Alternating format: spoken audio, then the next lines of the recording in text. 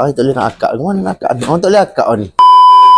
Kepada abang dan juga akak, hari ni saya nak tunjuk kepada abang dan juga akak jenis-jenis komod chair yang ada di America Pharmacy. Okey, yang pertama abang dan juga akak dia, ini yang special punya bang. Nampak? Ini sekali dengan roda. Kalau abang nampak, komod chair ni kalau abang dan juga akak nak tahu, dia adalah tempat untuk nak membuang.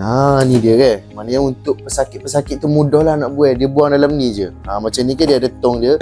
So, dia tong dia buang dalam ni. So, senang untuk pesakit nak buang air besar ataupun buang air kecil. Ini adalah komod chair yang pertama abang dan juga akak dia.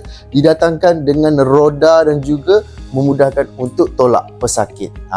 Ini dia bang, komod chair. Yang kedua abang dia, didatangkan juga dengan roda juga yang ni. Didatangkan dengan roda juga, tapi dia tak ada tempat yang untuk bersandar abang dia. Dan juga sama juga function dia untuk memudahkan pesakit membuang. So ini adalah komod chair yang kedua. Didatangkan dengan kursi roda juga. Okey. Tapi dia tak ada tempat menyandar lah yang ni. Ini yang kedua bang. Wow. Nampak?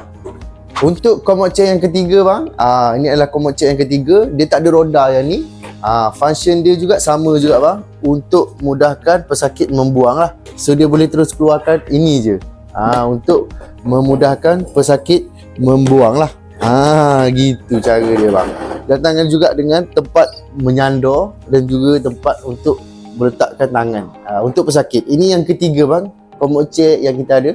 Untuk komod chair yang keempat abang dan juga akak dia, didatangkan dengan warna kelabu. Dia punya pattern macam gini. Dan juga function dia juga sama, tak ada roda yang ni.